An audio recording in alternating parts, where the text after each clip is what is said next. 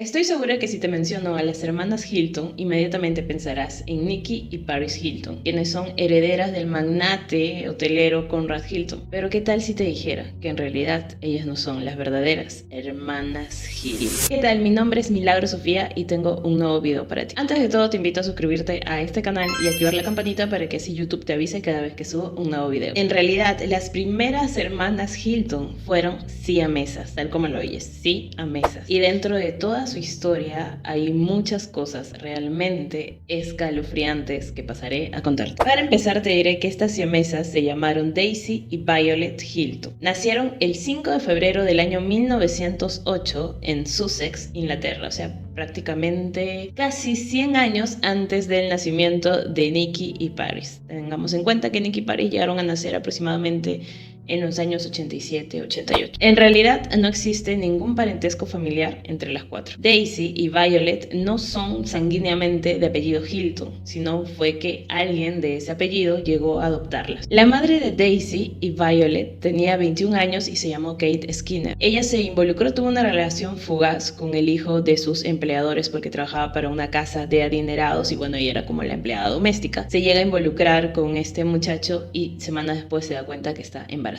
Y típico novela turca o mexicana de ese entonces, eso era mal visto, estaba prohibido que los empleados de ese entonces se involucren sentimentalmente con el hijo de los patrones. Y fue por eso que terminó siendo despedida y llevando su embarazo sola. Pero lo peor vendría después, y es que en el parto ella se dio cuenta de que las niñas que estaba dando a luz eran siameses, cosa que estaba considerado como una monstruosidad para la época. Y ella lo tomó como un castigo divino por aquel acto malo que hizo de haberse involucrado con el hijo de los patrones. Daisy y Violet nacieron unidas en la región lumbar, pero afortunadamente no compartían órganos vitales, una condición que les pronosticaba hasta cierto punto una vida saludable y sin demasiadas complicaciones. Sin embargo, Kate Skinner no quería saber nada de las bebés y aprovechando que la partera la atendió, se las ofreció a cambio de unas monedas. Esta partera se llamó Mary Hilton y bueno, al ver a las niñas siameses,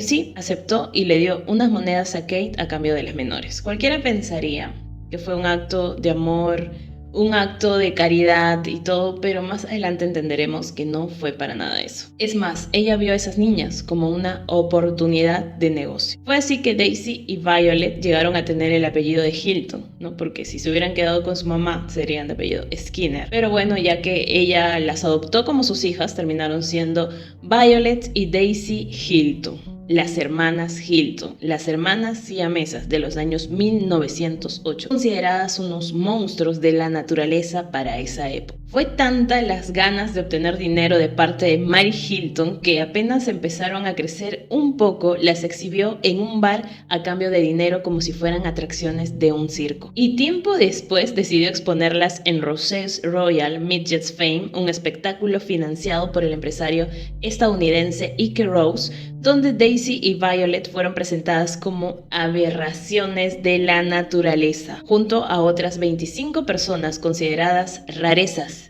biológicas. Ese fue el primer encuentro que tuvieron las hermanas Hiltons como el género vaudeville, un teatro de variedades que existió entre los años 1880 y la década de 1930. Que mezclaba un tipo de comedia ligera con números musicales. Ellas aprendieron a tocar varios instrumentos, entre los que destacaban el clarinete, el saxofón y comenzaron a sobresalir por su belleza y talento. Mary no pudo ganar mucho tiempo con ellas porque, afortunadamente o desafortunadamente, murió. Mary Hilton llegó a fallecer en el año 1915, pero ella sí tenía una hija biológica de nombre Edith Hilton. Entonces, como las niñas se quedaron huérfanas, pasaron al cuidado de Edith Hilton, que estaba casada con el productor de espectáculos de entonces, Meyer Meyers, algo así como el apellido que Christian Meyer, que canta Carreteras Mojadas, bueno, algo así, pero con Y. Meyers. Y él vio el potencial artístico de las gemelas y las adoptó. Tengamos en cuenta que hasta ese momento lo único que hacían estas personas que les daban cobijo a estas niñas era verlas como oportunidades de negocio, ¿no? Sobre todo él, que estaba involucrado en el mundo del espectáculo, dijo: no voy a desaprovechar la oportunidad de poder explotarlas, porque sí, señor, él y su esposa los explotaban. Y más adelante les explicaré al respecto. Más adelante los Meyers decidieron llevar a Daisy y a Violet con otro representante en Estados Unidos. El agente se llamó William Oliver. Y en una gira circense a principios de la década de los años 1920, o sea, imagínense, con 12 años, porque ellas nacieron en 1908 y en 1920 ya estaban trabajando en giras a través de los circos. Y causaron una gran sensación. Las siamesas Hilton recorrieron el país como parte del show, suena triste decirlo, pero de fenómenos, y llegaron a ser muy reconocidas. Y pasando los años, aproximadamente por 1925, el agente que tenían hasta ese entonces, el señor Oliver, les consiguió un lugar en el circuito de teatros que incluía el Metro-Goldwyn-Mayer Theater, y recibieron un pago de $2.500 a la semana, algo que era muy pocas veces visto por artistas de ese entonces. Por ese entonces se llegaron a cruzar con Bob Hope, que era un famoso artista norteamericano que por ese entonces estaba dando sus primeros pasos en el espectáculo. Daisy y Violet tenían fama. Hasta ese entonces, ganaban muy bien, pero lamentablemente en el año 1931 empezaron a salir las pruebas de que habían sido víctimas de abuso por parte de la gente que les representaba, el señor Oliver. Cuando la esposa de este se enteró, pues decidió divorciarse y también denunciarlo. Pero no solamente es esto. Ellas, hasta ese momento, estaban sufriendo de abuso sexual por parte de Oliver, pero a la vez eran explotadas por la supuesta persona que estaba a cargo de él. No, la señora Mary Hilton y también su esposo. Entonces, al dejar de ser representadas por Oliver, al dejar de trabajar para él, fue que iban a ir nuevamente al cuidado de Mary Hilton y de su marido. Sin embargo, ellos también acusaron de que habían sido explotadas casi toda su niñez en pro de esta mujer. Fue por eso que se fueron a juicio, porque ya hasta ese entonces eran mayores de edad. Su juicio fue bastante sonado por esa época, porque lo que ellas estaban pidiendo era emanciparse, ser sus propias tutoras, para evitar que existan otras personas que nuevamente las exploten a favor de ellas mismas. Afortunadamente lo lograron y obtuvieron $80.000 como compensación.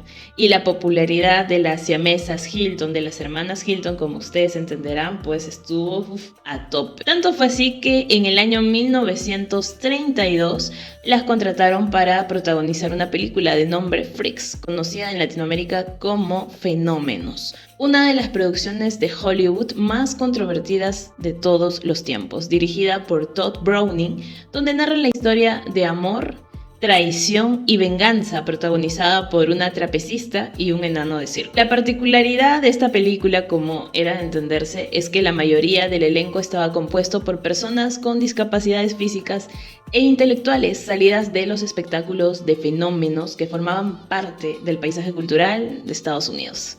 Quiere decir que aprovecharon que habían personas, ¿no?, un poco extrañas, con distintas discapacidades, para ponerla, y que eran hasta cierto punto conocidas, como en el caso de estas siamesas, para de alguna forma garantizar de que esa película pues iba a tener buena acogida o iba a despertar el interés de las personas que estaban buscando ver algo espectacular o algo diferente para la época. Porque esta película causó un gran revuelo y además generó una gran conmoción alrededor del mundo, como por ejemplo en el Reino Unido estuvo prohibida durante casi 30 años.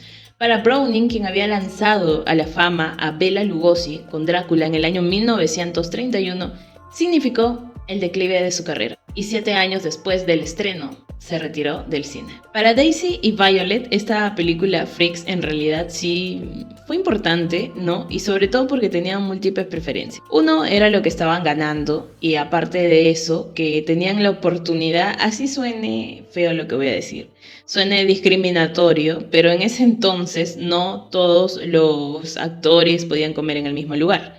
Como a estas personas las consideraban como fenómenos, como rarezas de la naturaleza y cosas así, entonces los empleados de este estudio de grabación pidieron a los directivos que por favor estas personas, estos fenómenos entre comillas, comieran en otro lugar.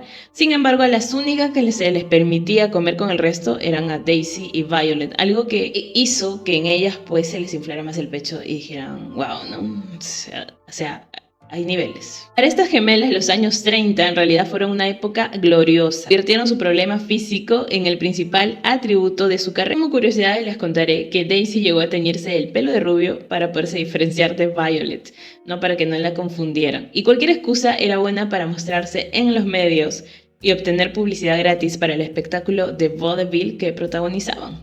La prensa calculaba que las gemelas ganaban $5,000 a la semana. Nada mal para la época, estamos hablando de unos $20,000 al mes. Si al momento, al día de hoy, significa mucho dinero, entonces no quiero ni imaginarme todo lo que significaba para esos años. Tal vez tú te preguntes, porque yo también era una de las cosas que primero me pregunté cuando empecé a leer su historia. ¿Y cómo hicieron? O sea, nunca se enamoraron, nunca, no sé, querían desarrollarse, tener familia, o hasta el tema de las relaciones sexuales. ¿Llegaron a tener relaciones sexuales con otras personas o esos detalles? Bueno, eso era algo que muchos se preguntaban.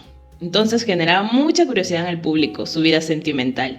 Circulaban, dice, infinitos rumores donde hasta afirmaban que ellas eran devoradoras de hombres. O sea, como que eran chicas muy activas sexualmente. Y que además, como compartían el mismo sistema nervioso, podían llegar a sentir lo mismo. O sea, Toti, no... Mejor no te lo imagines. Tanto fue así que llegaron a conocer a un mago de entonces, el señor Harry Houdini, y según se dice por ahí, porque esto no es algo que se haya quedado pues certificado claro de que así pasó, fue que él agarró algún truco mental para que estas muchachas se pudieran separar al momento que tuvieran relaciones sexuales y no incomodaran a la otra. O sea, ¿cómo fue ese asunto? La verdad no te lo puedo decir. Pero ¿qué habrá hecho el señor? No sé.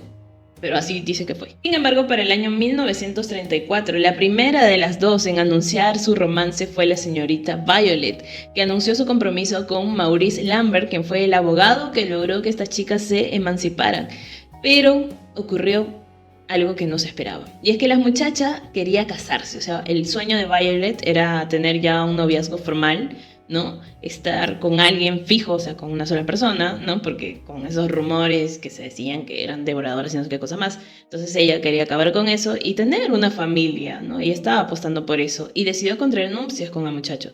Sin embargo, debido a las condiciones que tenían para ese entonces, las limitaciones que también había para las leyes en ese entonces, la Oficina de Licencias Matrimoniales de Nueva York les informó que no podían autorizar la boda, porque era como que no solamente Violet se iba a casar, sino que también se iba a casar Daisy. Entonces, por esas razones le rechazaron la boda, ¿no? Y buscaron, dice, en 20 estados diferentes para ver cuál de ellos pues aceptaba, porque si tú sabes, ¿no? En Estados Unidos cada estado tiene sus propias leyes, es un país enorme.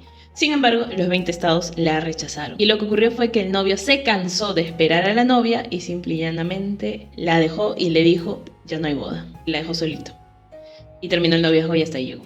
Sin embargo, Violet no se quería quedar con las ganas, así que buscó la forma, artimañas por aquí y por allá, y en el año 1936 logró casarse con este abogado.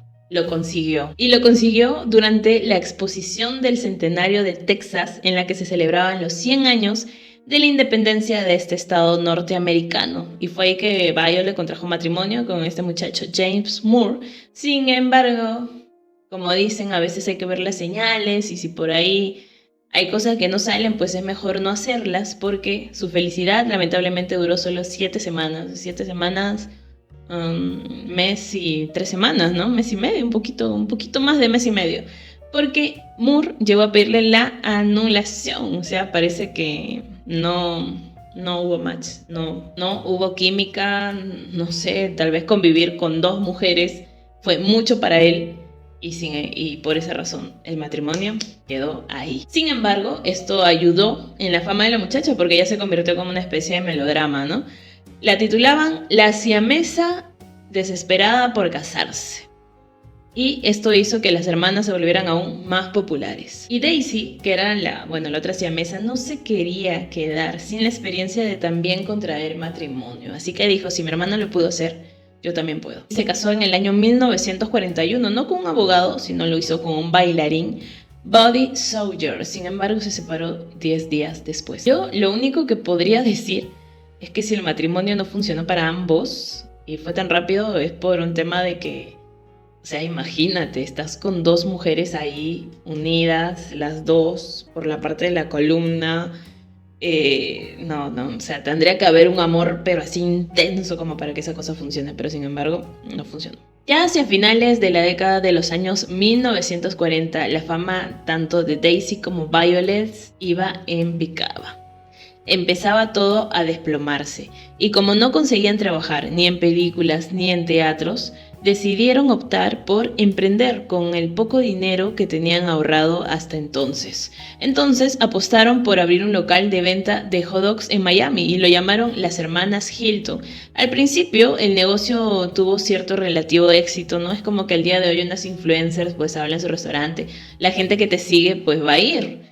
Pero también va a depender qué tan bueno sea tu producto, y parece que el producto de las hermanas Hilton no era tan bueno porque ese negocio también se empezó a ir en picada. Ya para los años 1950 llegó una propuesta de parte de Hollywood porque estaban pensando en realizar una segunda película con ellas. Y fue así que nació Encadenadas de por vida. La trama de esta película constaba de unas siamesas que se enamoran del mismo hombre, y cuando una se casa con él, la otra, que también estaba enamorada, decide matarlo. Pero la trama importante, ¿no? Por decirlo así, era de que cómo encarcelabas a una y dejabas libre a la otra. En eso se trató la película. Y si tú te reíste al igual que yo, es porque la película no tuvo mucho éxito, que digamos. Es más, no tuvo nada de éxito. Lamentablemente dice fue un rotundo fracaso, y el pueblo norteamericano comenzó a olvidarse de a pocos de estas gemelas siamesas. Lo único que les quedó a Daisy y a Violet fue que en el año 1960 aprovecharon unas campañas presidenciales. Violet apoyaba a Kennedy y Daisy apoyaba a Nixon, y fueron, digamos, los vestigios de la gloria que supieron conseguir en las décadas pasadas, porque ese año terminaron en la indigencia, luego de que fueran víctimas de unos hombres que terminaron de robarse lo poco que tenían. Ya arruinadas y en la bancarrota, fueron amparadas por el gerente de un supermercado que decidió contratarlas como cajeras y repositoras, ¿no? O sea, dos en una. Y el 4 de enero del año 1969, mientras ellas vivían en un remolque, Daisy contrajo la gripe de Hong Kong y murió sin tener la oportunidad de una asistencia médica. Como era de esperarse, días después Violet corrió con la misma suerte. De nada sirvió los años de éxito que ambas tuvieron en los escenarios del teatro, porque no les alcanzó ni siquiera para ser enterradas dignamente. Se dice que tuvieron que compartir la tumba con Toy Thompson, quien era un joven que murió en Vietnam. Trato de analizar un poco su vida y digo, ¿en qué parte se equivocaron? Tal vez sea en la parte en la que llegaron a pensar que su fama sería para siempre, y por eso no decidieron apostar por algo más seguro en el momento que pudieron hacerlo, porque estamos hablando de que ganaban $5,000 a la semana. O sea, tranquilamente hubieran podido invertir en tantas otras cosas, pero parece que la fama las confundió de alguna manera, y ese fue su triste final. Espero que esta historia de las hermanas siamesas Hilton te haya gustado y las puedas compartir, y también me dejes en los comentarios para ti qué fue lo que falló en ellas. ¿Por qué terminaron de esta forma con su vida? O sea, ¿por qué llegaron al final así? ¿Tú qué piensas? ¿En qué parte de la historia ellas hubieran podido hacer un cambio? Porque si bien es cierto que al inicio no le pasaron nada bien, fueron explotadas, abusadas y demás, fue como que la vida les dio una oportunidad, ¿no? Porque empezaron a ver, pues a vivir también de su talento, tenían gracia, tenían carisma, ya sabían tocar instrumentos y más, o sea, ganaban mucho dinero.